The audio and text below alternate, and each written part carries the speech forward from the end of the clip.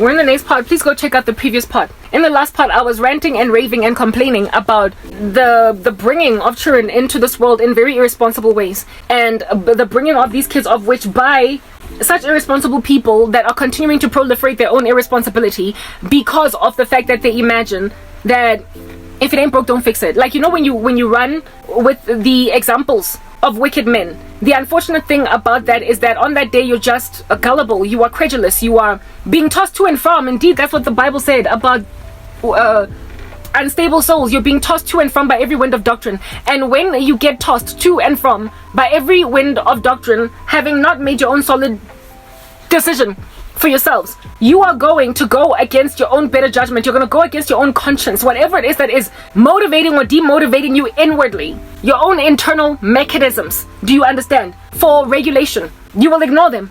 You will ignore, otherwise known as a conscience. You will just ignore it. And that's exactly what's been happening. Like, I don't know how in the world under heaven this world is not springing people back into shape just on conscience alone, because what's happening is obviously bizarre. What's happening is obviously bizarre, and yet people are just running with what is comfortable and easy. You cannot be the only society in all of the human race to change how societies have operated successfully for years, guys, and just try to change that. Like, if a model works, don't fix it. You cannot try to fix that which is not broken.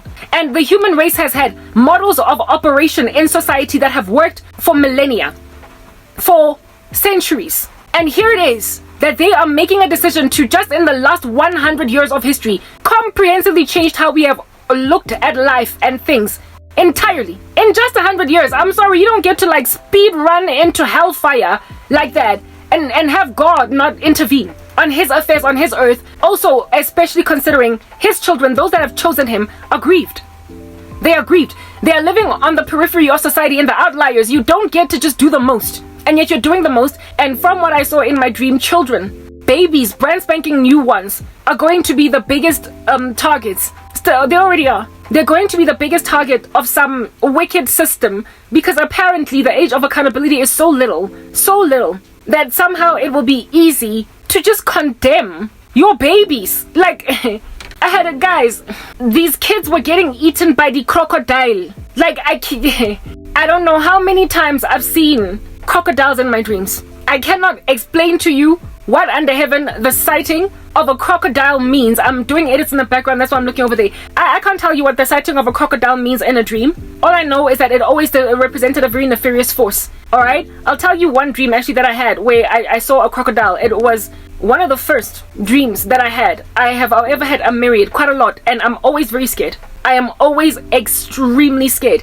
in my dream of them. I'm always running. They are exceptionally evil, and like I said, I don't even know why the crocodile. I usually affiliate evil, many people anyway in the world affiliate evil with snakes, perhaps snakes, yeah, you know, but crocodiles, I'm seeing those. Okay, so some dude that I used to think was my husband, my future husband, how the Lord was trying to show me that Karabo, tlogela this guy, move on, he's not the one.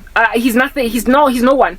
Like, if anything, he's messed you up as well, using sorcery. I, however, was still in denial, and I was out here head over heels in love with him, and so God had to basically discourage me ever so severely by showing me what's actually going on. Now, guys, you know, when you don't give your life to Christ, you have no idea how naked, how bare you are to the elements. You have no clue just what people are doing to you. Anyway, this guy was involved in darkness. So too was the woman that he would ultimately marry. I will not get into the details, lots of them anyway, of what under heaven was happening with that woman or him, because I have explained that story before and it's not worth my while to repeat it again. Plus, that's not what I'm talking about here today.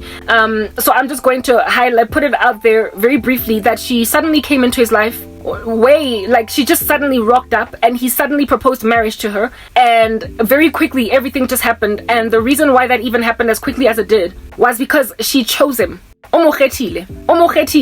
And in church, she was like, that's the guy that I'm gonna marry, and then went to work on whatever under heaven it is that she would go to work concerning to make this guy realistically then become her husband. And it was that ritual that put me in harm's way. how it is under heaven that she guaranteed that man for herself as a husband. This is how it went. She went to a sangoma and said, I found my husband, like proper. Imagine that level of arrogance. Yes, like it, guys. As in, you know, these people, like, that's why I can't stand witches. I'm sorry. Y'all might think I have an unnecessary bias against them. But I give a battle because of stuff like this. Like, they lay claim to people. They literally tag you like an animal. Ingati, like, you know, that those staples that they put on cows' ears to mark them as belonging to one particular farm.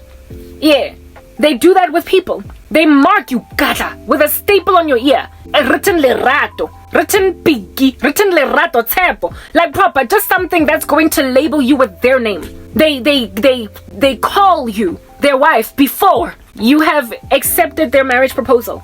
Or in the case of this chick, she called him her husband before he even proposed marriage. Yes, like it. He deserves it though, because like I said, una lawyer self. So how lawyer otro lawyer?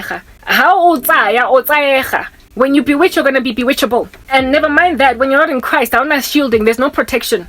Okay? Like this guy in America, he refers to me as his wife. He keeps calling himself my husband. Yeah, my young thing, he's my husband, my wife. Yo, yes, like it. I'm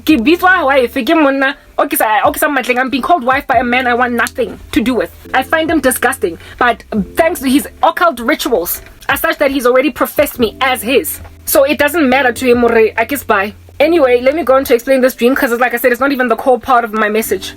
I had a dream because God was trying to snap me out of thinking that this guy's my husband. Alright? And in this dream, there was like female paraphernalia, like things that women use. Earrings, lipsticks, mascara wands. You get my point. Anything I'm on side, yeah. There was female paraphernalia dug up near a river. You know, in that muddy soil near a river, almost looking like clay. There was female paraphernalia dug up there. And I was standing next to this female paraphernalia. And around me, I was encircled by, even though I was not in the water, crocodiles. I was encircled by crocodiles, and I was scared for my life. I didn't know where to run. There were a whole bunch of them fighting each other in the water, these crocodiles. But there were also others around me that were walking, like as in erect, upright, not crawling on their belly like the way that crocodiles do. Look, a snake is a reptile, so too is a crocodile, isn't it? I guess that's the reason why maybe they get used. Anyway, whatever. And maybe the Lord uses crocodiles because snakes, yes, there are water snakes out there, but a lot of the witchcraft that is done by black people is from. Hi guys, I spoke for like a whole hour and I lost my footage. You are not going. Yes, like it. I lost the last. I was only able to save like 8 minutes and I lost an hour. So I'm in a really bad space because of that. I was almost finished, but I will continue to speak anyway. I will try and highlight all the things I said, even though I lost work, like a whole hour. These are the issues that I am faced with, and I'm trying to give a message to people so that they can save themselves from the darkness that is coming. And these are the challenges that I'm faced with.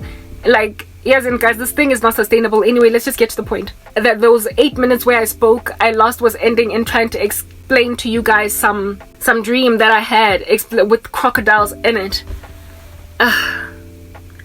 Look, let me just talk without laboring too much with pain in my heart over the loss of a whole hour of talking. Let me just get to the point, and maybe I'll even cut it short into 45 minutes instead of laboring so much. Let's just talk, okay? I've had dreams in the past about crocodiles, and the earliest memory that I had about crocodiles were, I don't know, that video, the last one that I did, whether I explained to you the dream and what in the world under heaven is that I was shown, but I was explaining I'm even tempted to just go to that video to listen to hear how much of it I shared. Whatever, let me just talk, okay? Because at this point it's already like 10 at night, and if I can just talk and get this out the way, even if I'm cutting it super short, I'll feel better. I was speaking about how it is that I keep getting dreams a lot about crocodiles, and some of them are standing erect. They're like standing like human beings instead of crawling on their bellies, right? I spoke about how it is that I don't understand. I guess I don't know why so much crocodiles are used instead of maybe snakes, because snakes are always affiliated with darkness type thing. But nonetheless, I've seen a lot of crocodiles in my dreams, and I would imagine that the reason why that's the case is because of ancestral worship spirits. I don't know, because they're always doing rituals by rivers and whatnot. But I once had a dream, and I don't know if I explained that dream. If I'm explaining it again, have mercy on me, please, because I lost footage and my heart is very broken about that. But let's just move on. All right, I had a dream where it is that some guy that I used to think was my husband. I'm really just gonna glide right through this because I lost so much footage, like it's just ridiculous. Some dude that I used to think was my future husband, when the Lord was trying to discourage me from continuing to think in this way, he showed me what in the world under heaven was going on with his decision for me, or lack thereof, to show me that that's not your man, like just move on, and he's not my disciple, he does not love me, he is lost himself, and that's the only reason why witchcraft is even working on him. The woman that he ended up married to basically chose him in church. Yes, and I'm so tempted to just go in. I'm doing that. Hi, ish, as in, like, my heart is so broken, like the work that I lost, y'all. But you know what? If I don't talk through this and conquer what I've just lost, I'm not gonna be okay. I'm not gonna be okay. I'm going to win. I'm gonna win. Like, I'm gonna win. I'm gonna share this dream. I'm going to communicate what in the world under heaven it is that I saw. Whether or not it's 10 at night, bottom line is this information is important. This understanding is key. And I heal from doing the work that I do, alongside try and provide healing to anyone else who would like to hear the truth. I was busy. Okay, so I lost the footage where I was explaining this dream that I had long ago, showing me crocodile activity, right, in an environment. Anyway, whatever. So the guy that I used to think was my future husband, how the Lord discouraged me from continuing to think that nonsense was essentially by him showing me what actually went down spiritually to block us from coming together. He met some woman that chose him at church, like in a singles ministry or something. She saw him and she was like, that guy, I want him, he's my husband. And once she basically made a decision that he's her husband, she then went on a mission to make that a reality using sorcery. She was a professing Christian, is still to this day. So too was he. And they found each other. They deserve each other. They're like Bonnie and Clyde. They're a criminal pair, basically, in the occult. And however, the woman is the one that reeled him in with sorcery. And then he ultimately married her. So I guess, like I said, they deserve each other.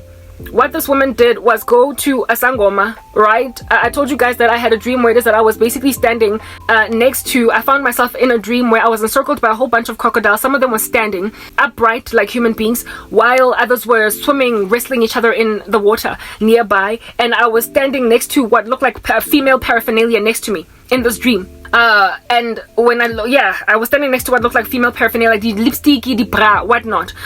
When I woke up, I didn't understand what was going on. I then went on right ahead to, of course, continuously ask God, what in the world am I seeing? What in the world am I seeing? What in the world am I seeing? Ultimately, the Lord then would show me that he met a woman in church, and this chick she chose him. She was like, that's the guy that I want. He's gonna be my husband. And then she embarked on all different kinds of strategies to make him her husband, including, I guess, this like demonic ritual. And upon going to Sangoma told her, go to a store and buy all different kinds of female paraphernalia, like the lipstick, the bra, whatever, anything abasari. You don't have to break bank, it can be cheap. And once you have bought that, pour the stuff on it, and then go to Letamo, a river, a dam, anywhere, and dig a hole, and bury this paraphernalia there, and leave it there. And for as long as this paraphernalia is there at the river, at the dam, the woman that has your husband's heart, or your future husband's heart, the man the woman she is going to basically be there with like buried under the ground, just like that female paraphernalia. And so he's not going to see her. He's going to be blinded from her. And that's exactly what that guy did. He moved away from me. He didn't move away from me. What did he do? He ignored me. Like, it's like he became blind to his ambitions concerning me. And he passed me up, ended up marrying another woman. And once he was married to her, it took me a year to find out that they were married. And in the time, I was still hopeful for us. And the Lord showed me, tsunami. And he was trying to also help me understand that what I put together, let no man separate. So if that man was supposed to be your husband, he would not have been taken away by the tsunami of that sorcery. If he was a Christian, it wouldn't have worked on him. He went in that direction because in and of himself he was dark. It would take me a minute to finally understand that, get that, basically snap out of my temporary psychosis, if you want to call it that. It would take me a minute. However, that dream, Kibondi crocodile, in it was among the first dreams that I got where I saw these crocodiles. So it's not the first time that I'm seeing crocodiles in my nightmares. Do you understand what I'm saying? And so I believe what these crocodiles represent is, of course, some kind of a demonic force. It represents some kind of a demonic entity, and I do believe it is also sutured or linked to likely ancestral spirits. I don't know, but I've seen it quite a lot, and some of these crocodiles aren't even and I'm always very scared in my dreams because they're scary. I mean, they're like a whole predator. There's always a very strong fear, a spirit of fear, like but they've never ever succeeded to get me.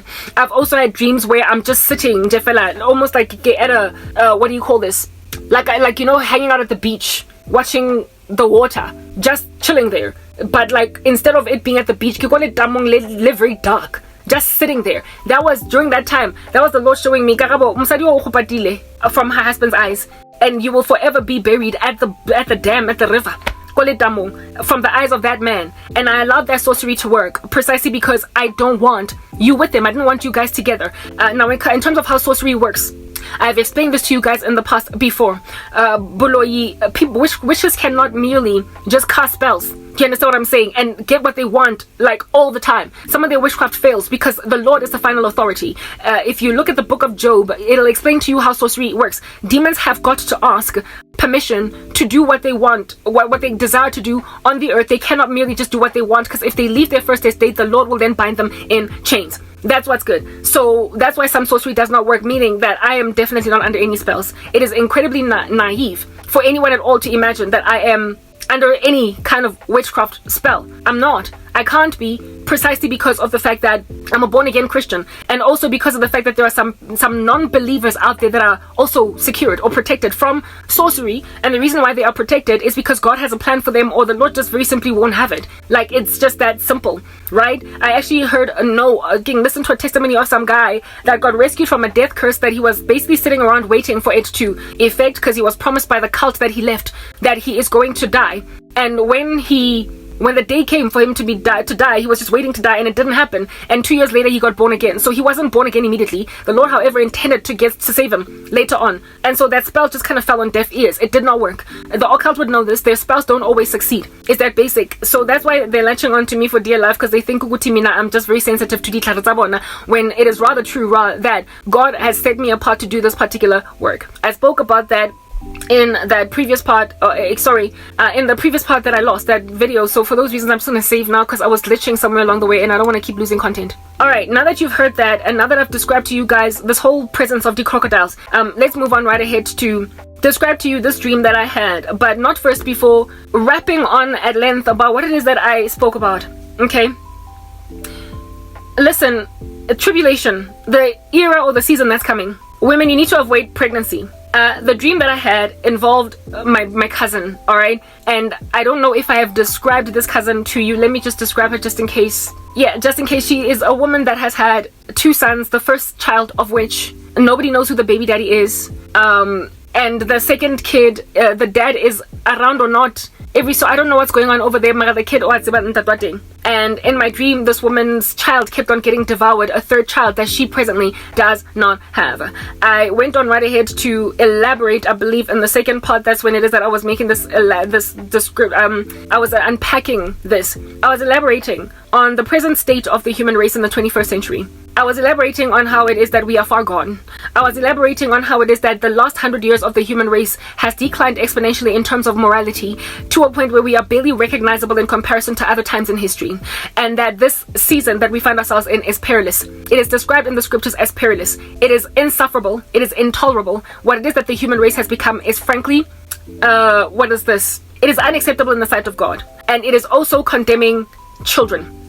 It is condemning children at alarming rates. Kids are being born more and more to irresponsible parents than frankly anybody can ever take in their stride. I don't know if I spoke about this in the first part or what, but if at all I didn't, I will highlight it again. saying that back when I was still, I guess, on the come up, prior to me giving my life to Christ, I had so many friends that merely wanted babies. They merely wanted children with men, but then there was no marriage prospect in sight. And I spoke about how it is that I'm being severely pursued to just go and have a baby, because I long for one. Right, I want children, and so I'm being basically forced to very quickly just go and grab the baby without there being a husband. Now, let me just get into the gist of the message that I was speaking about. Actually, before I even get to the gist of that message, I really have to unpack this in a way that still is impactful, because I lost footage and it was just so good, my unraveling of the message, that I listen up. Okay, children, when you raise y'all, because of having lost that footage, now I feel like I'm going to be stumbling around all over the show, and so lose the power of oratory that I was on, because I'm trying to recall what under heaven it is that was in just the last part, and instead of having to reiterate points from the first part. Do you understand? This whole thing of just making babies because you are broody. From what the Lord God Almighty showed me in this dream, you might as well be brewing babies for hellfire. You might as well be making babies just for hellfire. I used an example in the pro-choice arena, where it is that they keep on talking about pregnancies up to a certain trimester as merely clumps of cells inside a woman's body, and not it being much in order to substantiate or justify abortion. And these clumps of cells, the reason why women so easily abort them is because they call them just that, a clump of cells. It's nothing at all. However, abortions go to heaven. Do you understand what I'm saying? And so essentially what you're doing when you give birth to babies that will ultimately go to hell, those are the real clumps of cells. Those are the real, those are the real travesties. Those are the real damages. Do you understand what I'm saying? Because if at all the Lord could take Bathsheba's and David's baby to heaven as clumps of cells, it means therefore that the Lord regards those clumps of cells as entire human beings. But the way that humanity is so irresponsible with children, teaching them utter rubbish 24 hours a day, the kids get reduced to clumps of cells, because somewhere along the way, should they perish, somewhere along the way, should they die, they will go to hell. I spoke about how it is that the age of accountability, from what the Lord is showing me, is much younger than what people think. And in this dream, I was evidence to that the devil is in and of himself aware of just how young kids can go to hell at. And so he tries to target them as early as possible, because he has made an observation of certain souls of very young people going to hell. I spoke about that. I don't know if that was in my first part or whatnot. Alright? I spoke about how it is that you don't just get to, for instance, make a baby with a boyfriend, and the two of you don't end up together. This kid is then raised by both you and this guy with other people. And then this kid grew up in that climate, and you imagine this kid turned out alright, because he went on right ahead to become an accountant. Until you make an observation of the lifestyle of this child, having been obviously influenced by the choices of their parents. The kid also has no regard for marriage now. The kid has also no respect at all for the institution of marriage. Do you understand what I'm saying? And marriage is the only place, according to the Lord, where it is that you can essentially have as many babies as you want. You don't get to fornicate. And when you don't do that, you commit adultery. And you also create children that are going to make an observation of adultery as okay. Kids that are gonna think it's alright to just marry and remarry.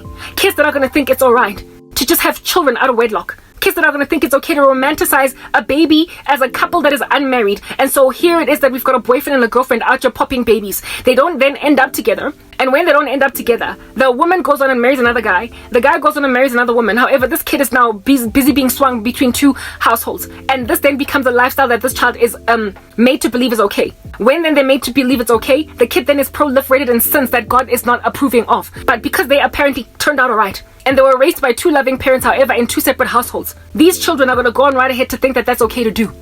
Society, the modern society that we live in, is frankly unacceptable, guys. It's just so hugely unacceptable in the sight of God, because it's causing the condemnation of children at such a prolific rate that he has got to bring the tribulation on board for the sake of saving the souls of those children. For the sake of saving the souls of those children, because if those kids do not get made to snap out of a cultural norm that has been so deeply ingrained in them that there's nothing but a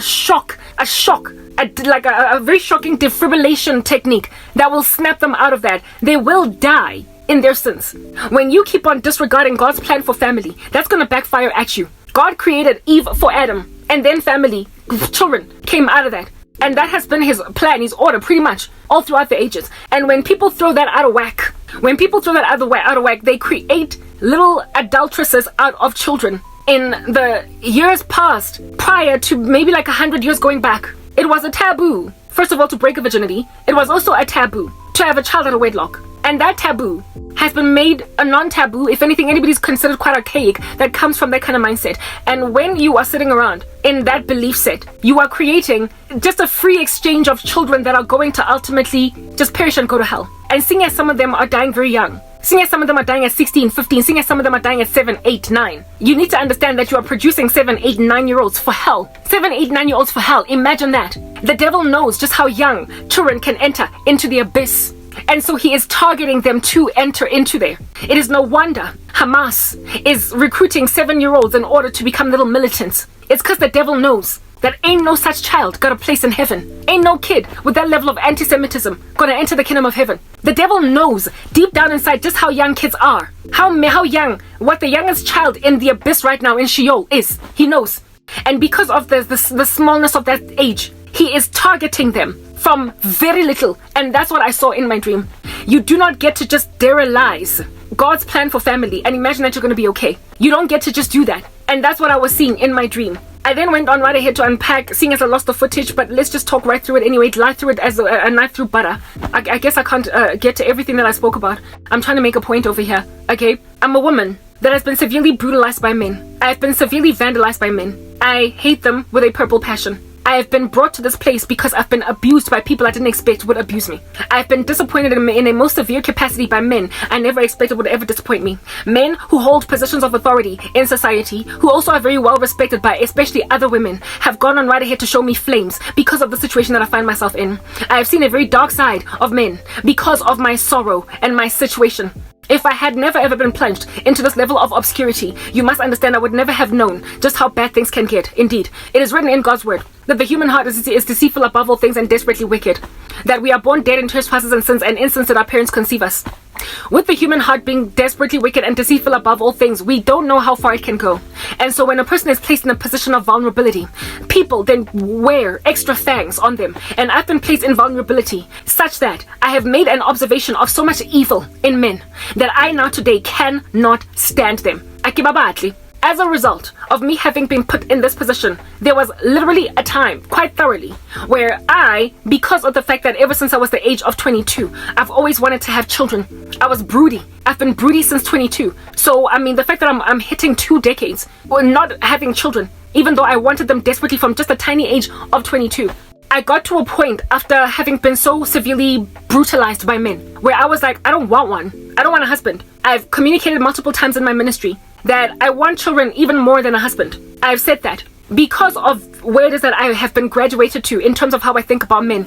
I got to a point where I'm like, okay, so sex before marriage is of course wrong. So I can't fornicate. I can't have sex just to have a child. But I know I don't want the guy. I don't want the man. I don't want to have to deal with that, but I want children. And I want to experience what it's like to carry to term my own baby. So I thoroughly considered that if at all I were to get my life back together again, I would completely overcome the whole desire for marriage. I would entirely veto it. I would say no, I'm not doing it, like at all, but still get the babies anyway.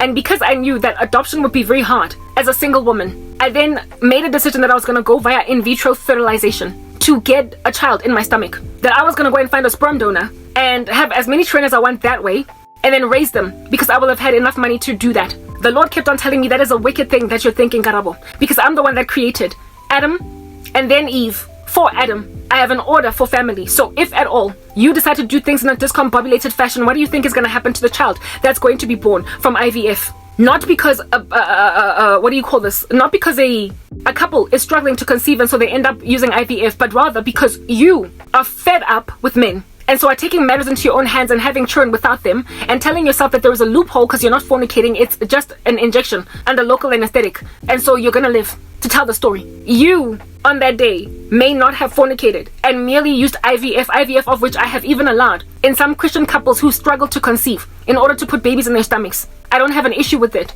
You might have found a loophole to not fornicate against me. However, what's going to become of that child? If at all that kid that you're trying to raise up in the admonition of the Lord one day asks, but mom, did God not create Eve for Adam? Yes, child, he did. Why then did you not wait for Adam? Why then are you not a helper suitable to a man? Why is my father not a father? Why can I not meet him? Why under heaven? Am I not a part of a nuclear family? If at all you could not wait on God for a husband to make me, why must I wait on God for a wife to make a baby? Why can I not just, in and of myself, just impregnate some chick I don't like and be okay to co-parent? Why can I not do that? Because you did it. You did it.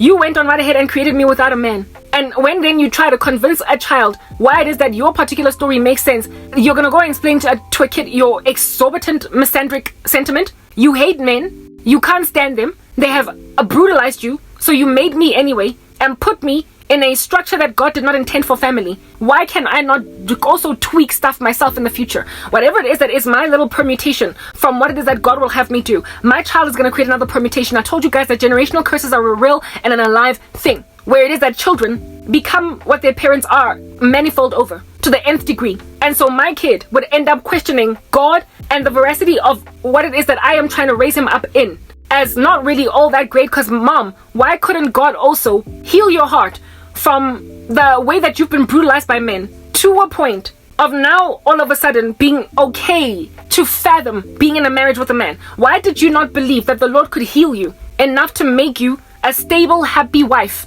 with a man that you're gonna trust? Why did you not trust in God to do that for you? Because here it is now that I don't have a dad and I don't know what's going on, because I can't even try and tap on the shoulder of my donor to find out my lineage, what comes from behind me, my ancestors, basically, like my grandparents and whatnot, what they used to do. Why I can't learn my family tree from the side of my father because he has put on the forms at the sperm donation clinic, do not contact. I do not want this child to contact me in the future. Let him just walk around, but please don't contact me. If at all you can justify doing things that are against the Lord, and then you try to raise your children up in the admonition of the Lord, you are going to fall short, because these kids ultimately wisen up themselves and they make their own decisions. Let me save this because I keep losing content. These kids ultimately get to a point where they make their own decisions because they're not foolish.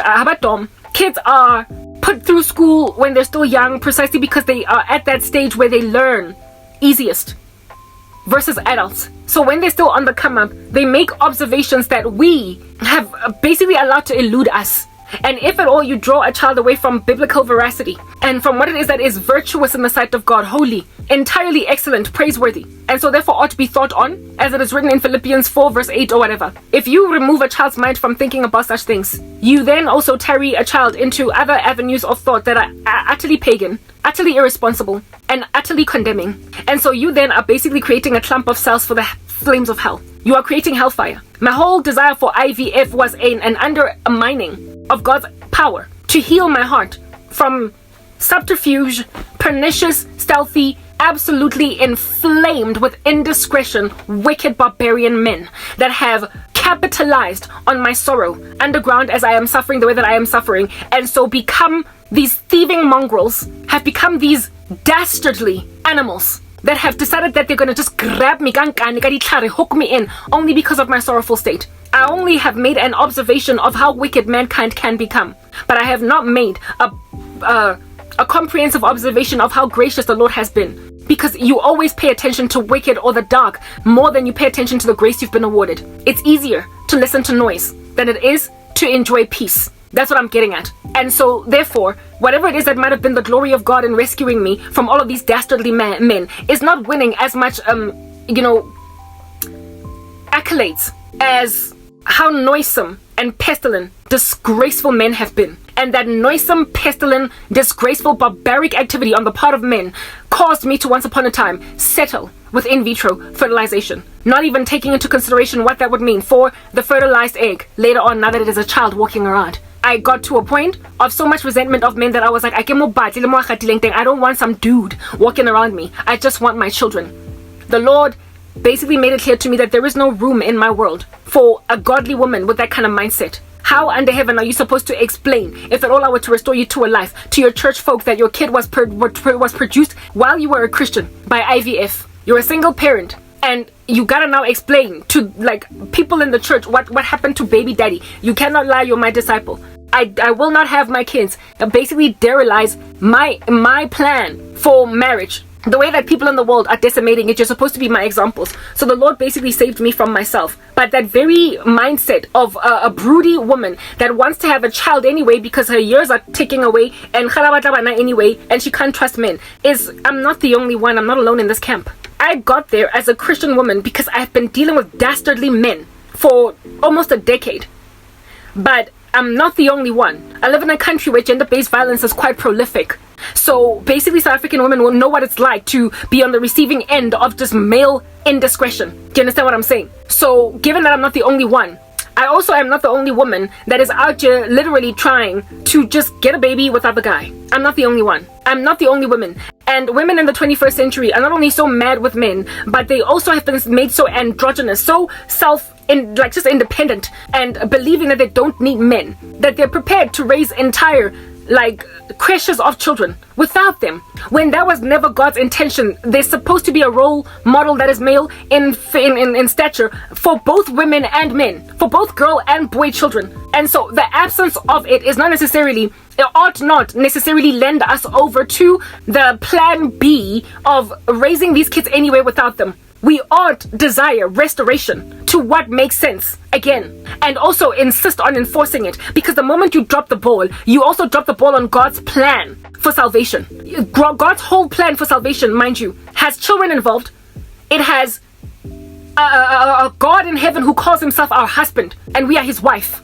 God's whole plan for salvation is a family. And so therefore, when you get rid of that in society down below, you undermine God's overall plan to gather for himself a people. You cannot underestimate God's order and not imagine that's going to create godlessness in society. It creates children for the flames. It creates children for hell. And when then you are giving birth to babies that will inevitably burn, you might as well have committed an abortion on what you call a clump of cells. It is near on worse than an abortion. It is not even on the same scale as an abortion, because aborted babies go to heaven. However, kids that get to live a couple of years can go to hell. And that is the bone that God is picking with this modern society of all of this wickedness, all of this misogyny, causing women to want to just raise children by themselves and disregard God's order for family. And then in and of themselves, these kids end up little mini adulteresses without even seeing it as that. Because according to them, I'm just enjoying my life. I'm just enjoying my life. That whole scene. There are women that think that way to a point, you guys. Do you understand what I'm saying? There are women who have got that mindset so richly in their minds to a point even of meeting a guy, getting HIV tests, making sure you have a clean bill of health, just so you can be cuddy buddies, basically sex buddies. And then because men are the ones that tend to be neglectful in terms of protection and all that jazz, if a woman does not insist on it, she will go on right ahead and sleep with a guy that she has already tabulated in her mind, has the right kind of shape of nose, has the right kind of shape of head, has the right kind of braininess. You know, he's got 2 degrees from Wits University, he's got the right kind of height. Anginandaba this guy, even if we are I don't care if he's just passing by. Drive-by shooting. If he's a boy in the hood, just drive-by shooting and then moving on to the next one. I don't care if he has no intentions of committing, because at the end of the day, anyway, a woman that broken, but then she'll tell herself that he's got the right genes for a beautiful little baby girl or a beautiful little baby boy. And so she allows herself to be impregnated by a guy that she may or may not tell that she is pregnant. Because there are women who are literally going out of their way to just find a sperm donor, seeing as IVF is so expensive. They are finding a sperm donor and guys they are fornicating with, and then after they break up, whatever, the chick that acts like a man and stops taking his calls, and then she's got the baby in her stomach and tells herself, I don't want the guy. I don't want the guy. I just want the babies. And so a woman is out here falling like, pregnant. Who's the baby daddy? Who's the baby daddy? Dad does not know who's the baby daddy. Like colleagues. So who's the lucky guy? Guys, leave me alone. It's none of your business. Like when a pregnancy is just secret, because you have watched yourself. Biological clock is ticking. You're turning 34, and because once you turn 35, apparently you've got a geriatric womb. Then at 34, you have a cuddy buddy for like 5 seconds, and then you move on to your own separate ways. And then you, however, are left on the other side with a pregnancy. You don't even care that the guy's there. You don't even care if he's interested in raising the child. You just want a child, but you don't want the man. Because like Arabo, you are angry at these dastardly creeps that keep on shattering the living daylights out of your heart, promising you, disappointing the living daylights out of you, until you are like Yazening in at 35. And I've dated like 17 guys. one of which promised me the sun and the moon, and I thought he was going to be my husband. And then after 2 months of us breaking up, he is engaged to another woman. Like, I'm not about to waste I'm not going to go and waste my eggs. So I'm going to have a baby without the prospect of just a heartbreak of a disappointing baby daddy. I'm not doing it. Like, just to spare themselves from the pain of dealing with the disappointment of what men can sometimes do when you expect a lot from them in terms of abantwana. You expect maintenance. You expect him to be there. You expect him to actually care. You expect all the stuff. You also might even expect him to marry you. When then this guy is so disappointing that he doesn't do any such thing favorably. Anyway, you then are like, as in, I've had enough disappointments as a 35-year-old woman, a 36-year-old woman. I just want a baby. All I want is a baby. Like, really, you don't have to do very much else. Just, I want a baby. And they will have kids and not even tell guys. And my cousin was like that. Look, the first son that she gave birth to, the baby daddy. Nobody knows. Nobody knows who her baby daddy is of the first kid. The second kid, yes, she was married, and then they got divorced and whatnot. And the reason why he used my cousin in the dream was to show me the kind of women that we're dealing with here. And so now let's get on straight into the dream, right? Where it is that this dream. First of all, it was in tribulation mode. There was chaos all over the show.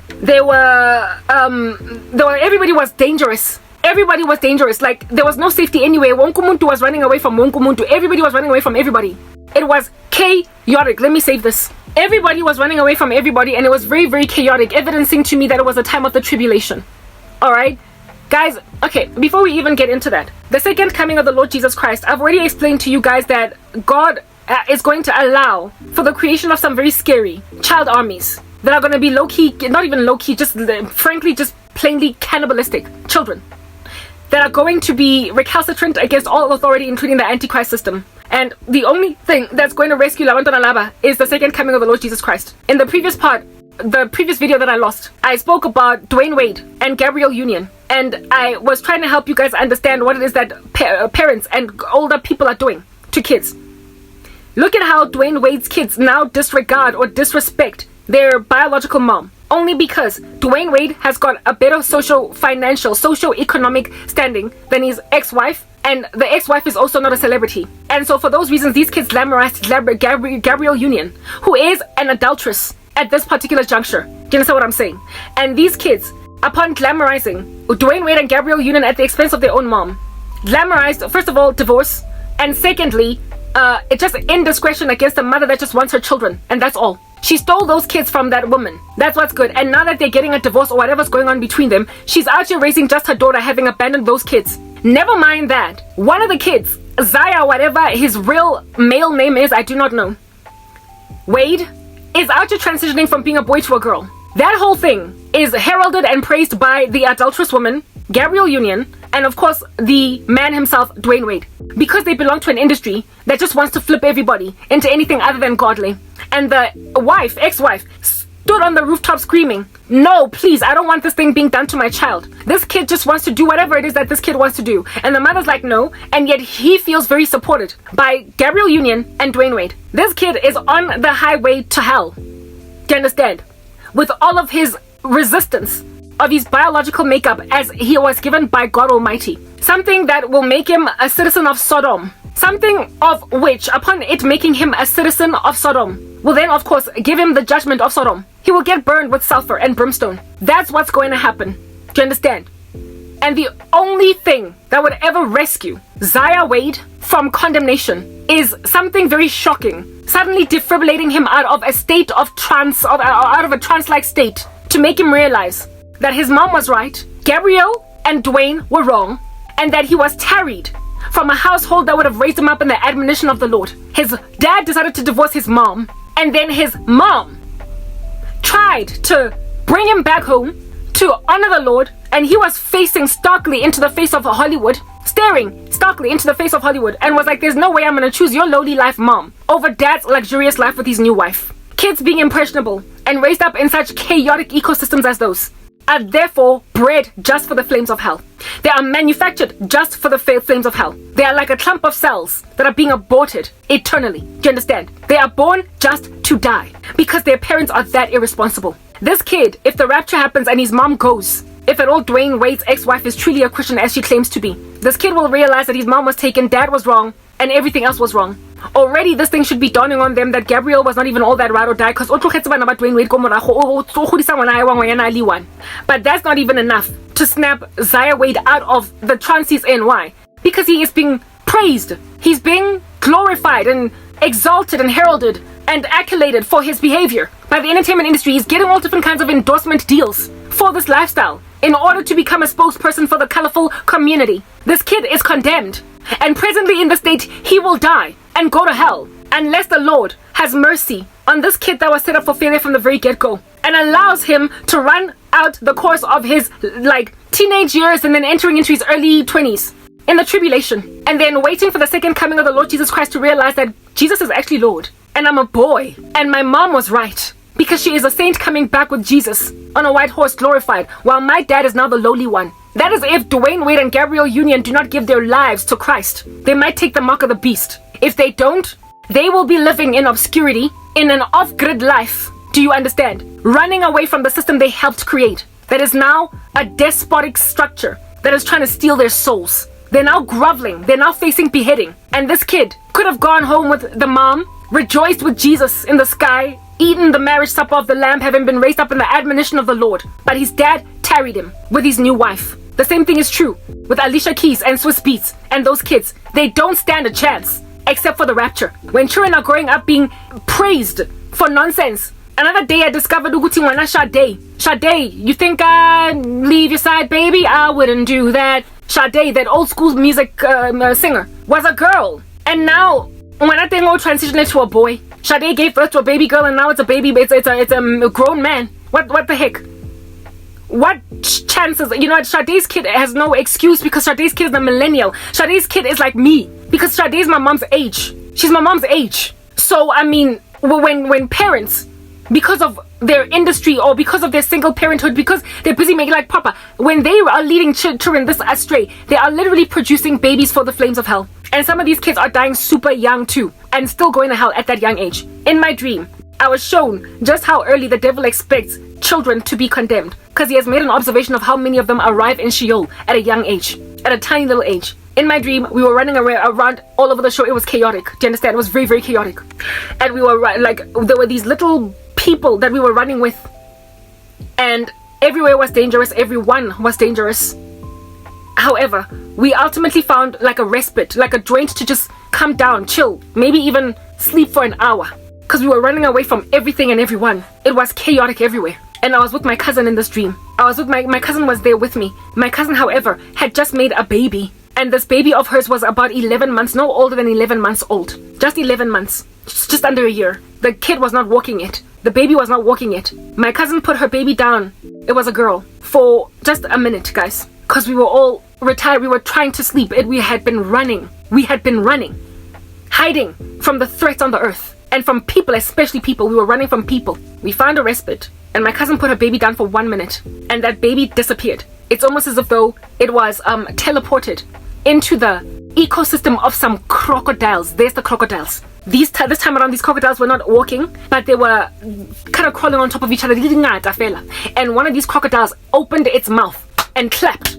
Basically, with the baby, consuming the baby, it took the baby in its mouth and started to, like, you know how the teeth of a crocodile clap against each other? He was trying, this crocodile was trying to eat the baby. And we all were entered, like our hearts sank as soon as we saw this crocodile in the grasp, sort of the baby in the mouth of this crocodile. And the baby, man, the way was coddled. It was wrapped in some pretty bright white clothes. Like not clothes, skin, dikobo, alright? Our hearts sank, guys. Our hearts sank because we all imagined this is it. We're gonna watch this thing maul the baby and kill it. And we're gonna just have to sit back and cry and comfort my cousin whose baby was being eaten by a crocodile.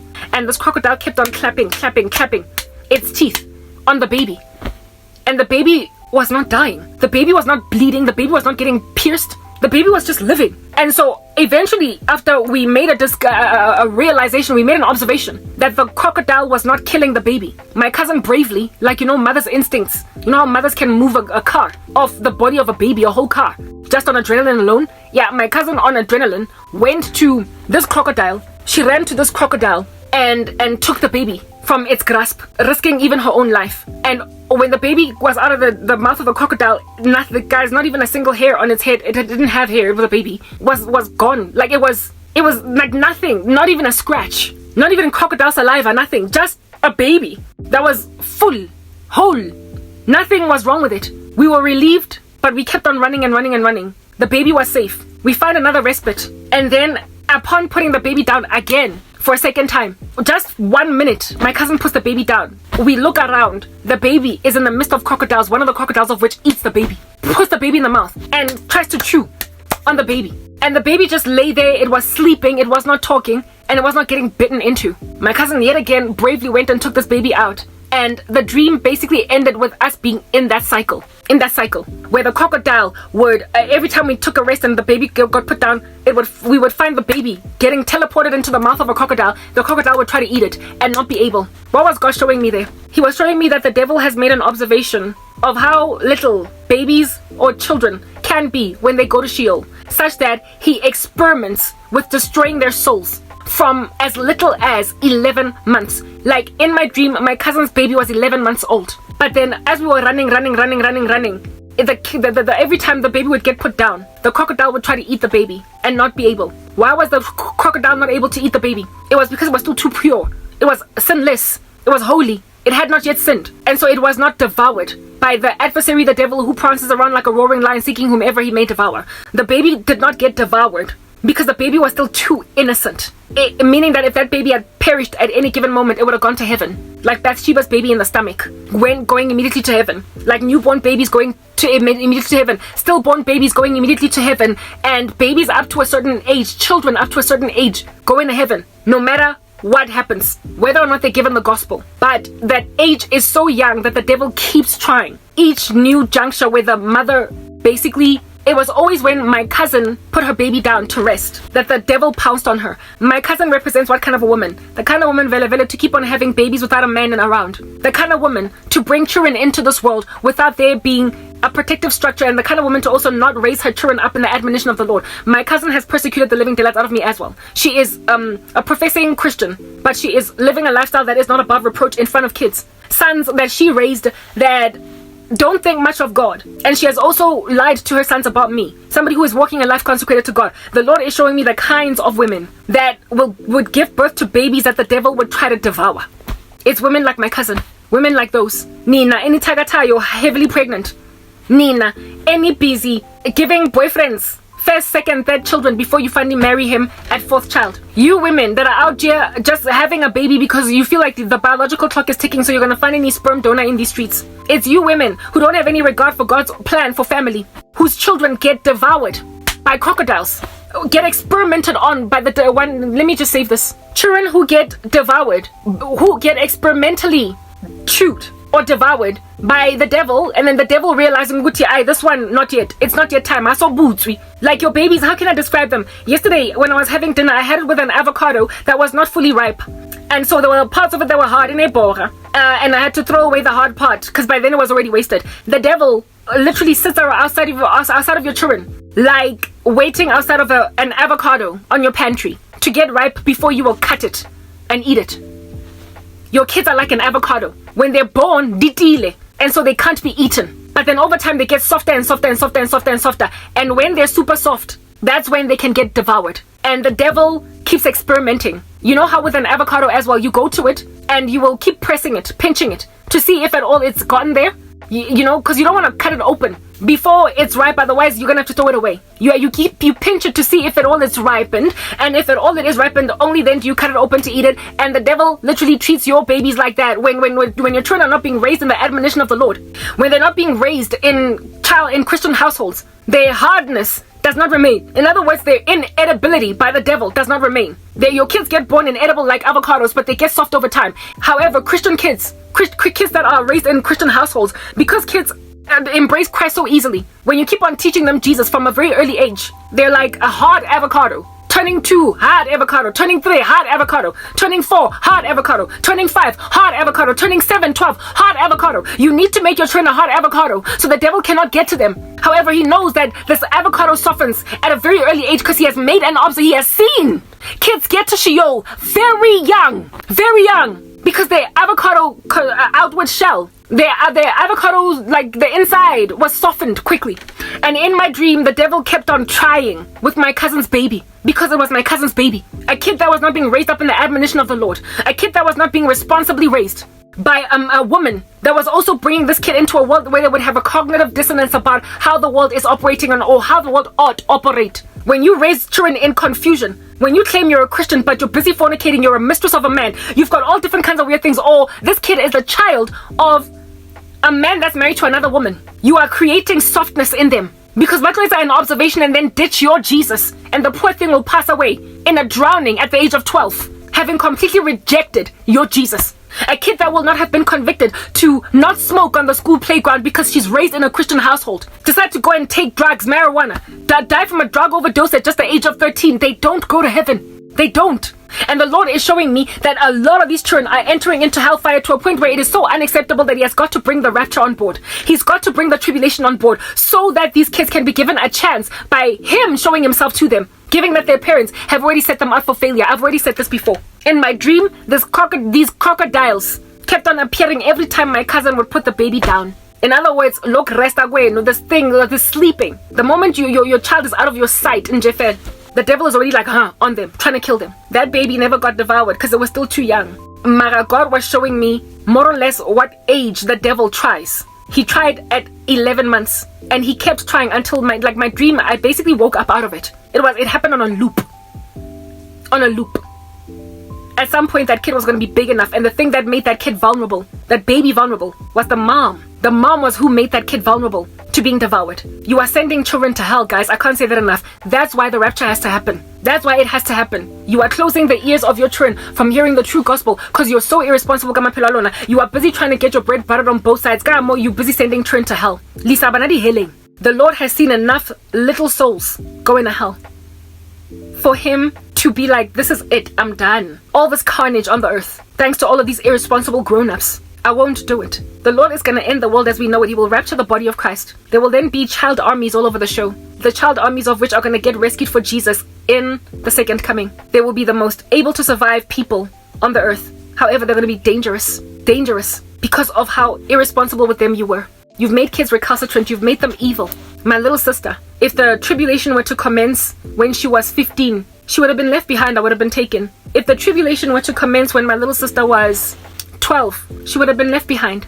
10, she would have been left behind. 11, what do you call this? 11, 9, not 10, sorry, King, 9, 8, 7, 6, perhaps maybe from 9, 8, 7, 6. Potentially, she might have made heaven. Why?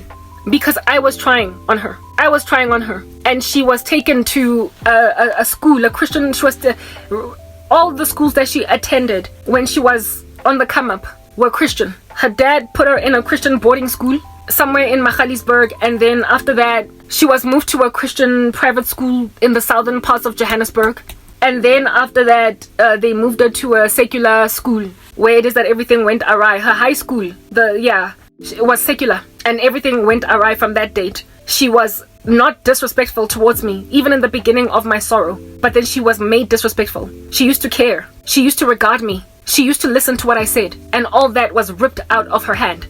I would talk to her about Jesus and she would hear me. Kids have to choose Christ for themselves, but before they choose Jesus, you gotta convince them. You gotta teach them, you gotta train them. And while they're still learning him, the Lord, if at all they've not reached accountability, he will take them in if they die at that stage. But my little sister, look, from the ages of 0 to, like I said, about 8, if at all anything had happened to her, she might have gone to heaven. But after that, downhill. She's been condemned. Not that she's lost her salvation. She's never had it. But there are people who go to heaven without embracing the gospel because they are not yet able to.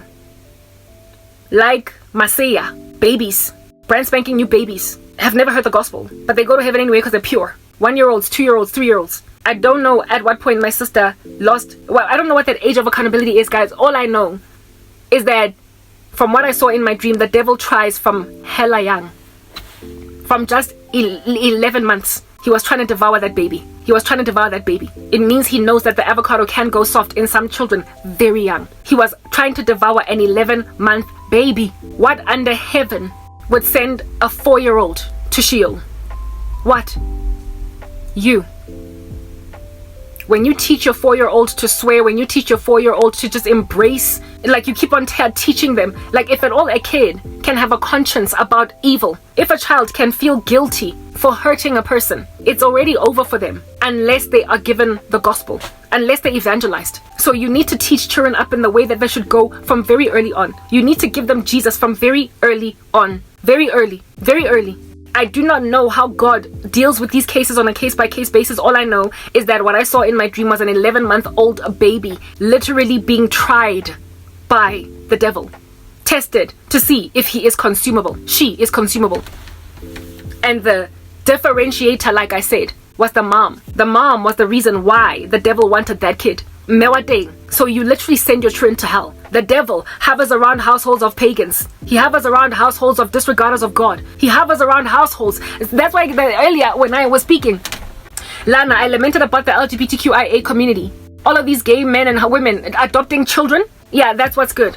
The devil, as soon as you bring like a whole brand spanking new innocent baby into the house of a lesbian couple, the devil is going to try and devour that baby from around 11 months from what I saw. Around 11 months. He is going to tarry that kid from around 11 months so that should that child die at any given time from exiting accountability age, from entering accountability age, from that time going forward, you better the thing that saves children right now is the fact that they live to see the next day and the next day.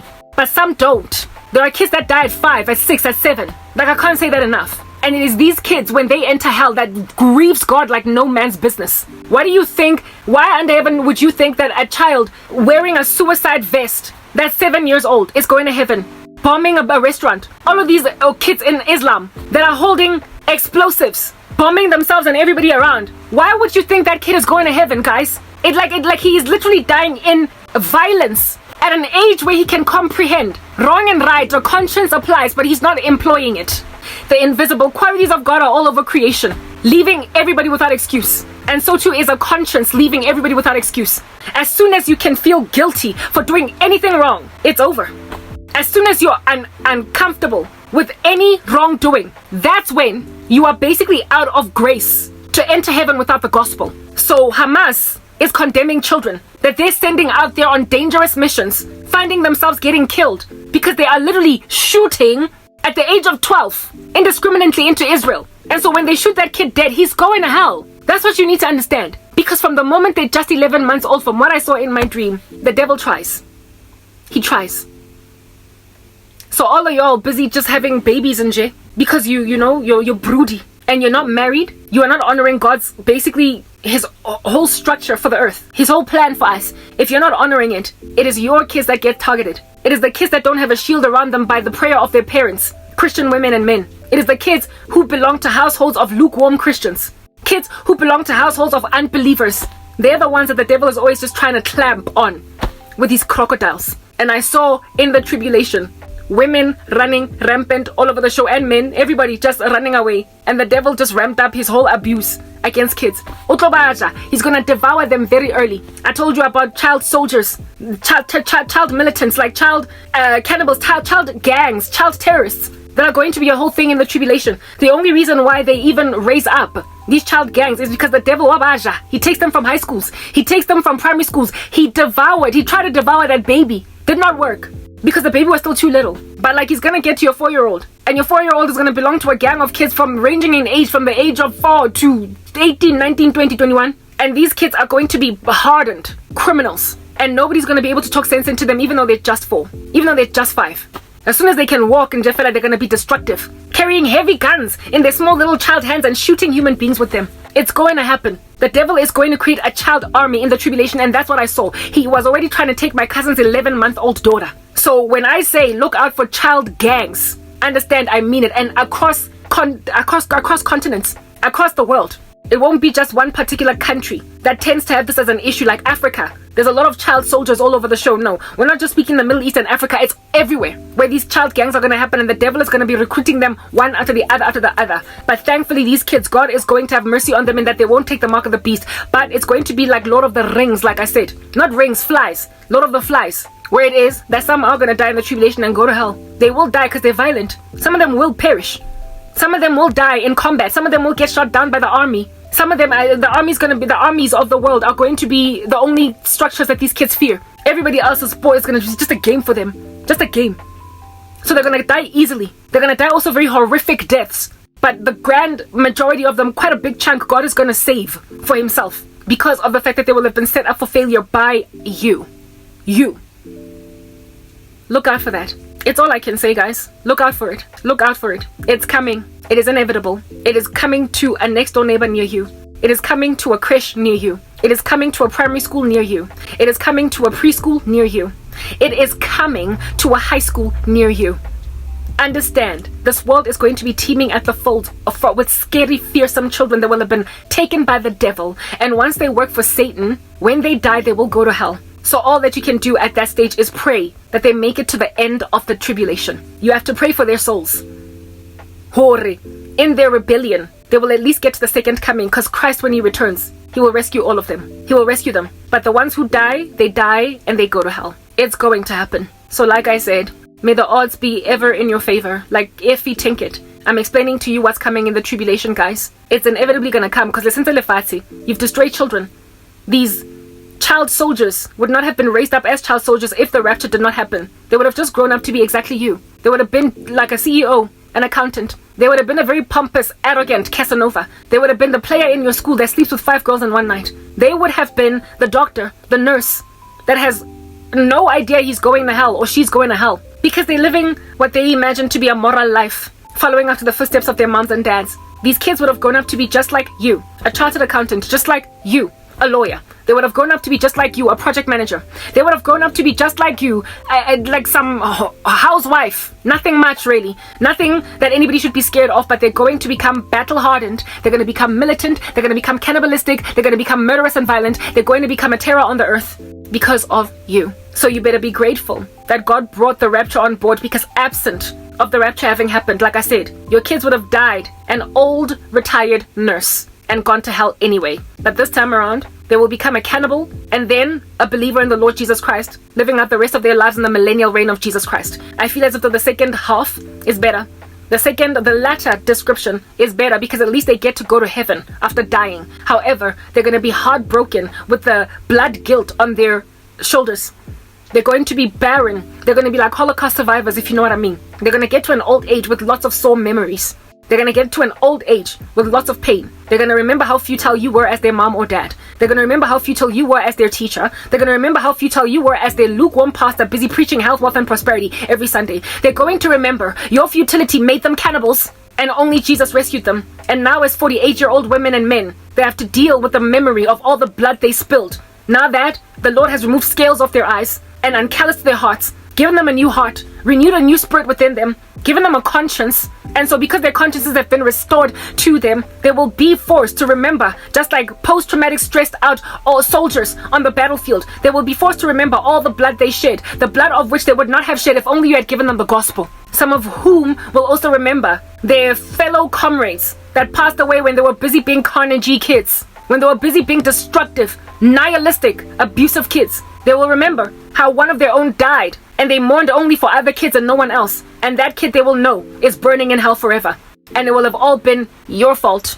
So repenta and pray for the souls of those kids to at least be spared until the second coming, because not even you are going to convince them of Christ with your Bible in the tribulation as a Christian that's running away from the Antichrist system. No one but Jesus is going to convince them. You did that. You and only you. So